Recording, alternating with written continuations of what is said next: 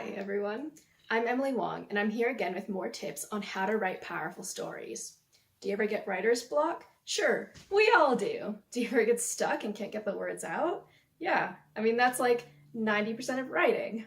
My mom, the author, Madeline Shaw-Wong, and I, and Merlin, have 3 tips to get you past writer's block and write your first draft. As a bonus, we will be giving you a tip on how to find your writer's voice. Picture this. You've set aside the time to write. You sit down at your keyboard or pad and paper, and then nothing. You stare at a blank screen, discouraged and frustrated, unable to put your thoughts on paper. Think about what holds you back. Most likely, it's your inner critic, or memories of someone, maybe your 10th grade teacher wagging their finger at you and telling you, "You are not good enough. You'll never be good enough." Don't listen to them. This brings me to tip number 1. Remember that everyone writes bad first drafts. Don't be discouraged because your first draft isn't good enough.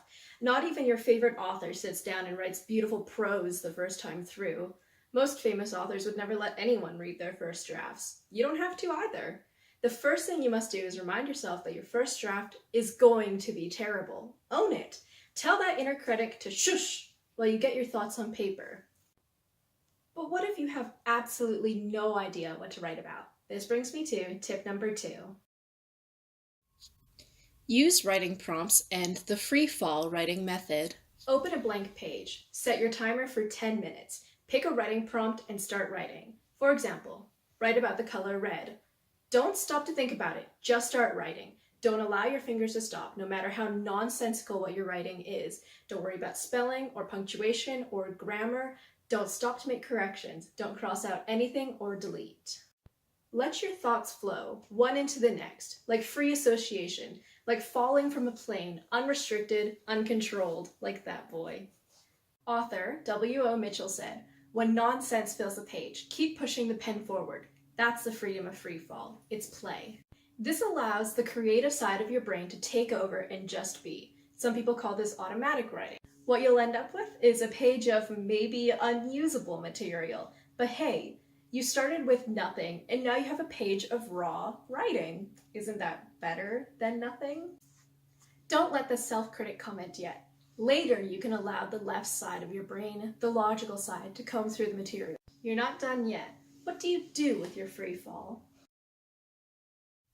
Don't discard your free writing yet. Somewhere on that page of free fall, a great idea is hiding.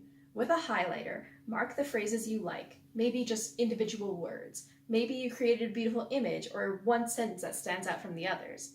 Open another blank page. Go with the image you created and expand on it. Who knows? This could be the start of something great. Maybe it'll be a story, or a poem, or form part of your memoir. If nothing comes of it, that's okay too, because what you've done is open up the creative side of yourself. Finally, have you ever heard someone say that your writing should reflect your personal voice? What does that mean? How to find your writer's voice. Practice free writing for 5 to 10 minutes a day until you're comfortable with the method.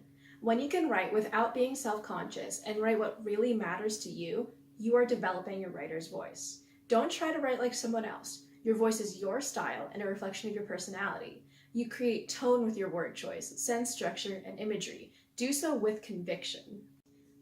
When you finish your awful first draft, bring out the critic. Allow the left side of your brain, your teacher voice, to read your draft and correct spelling, punctuation, grammar, paragraphing, and so on. Allow the critic to put your story into some sort of logical order. Then you will be on your way to creating your second draft.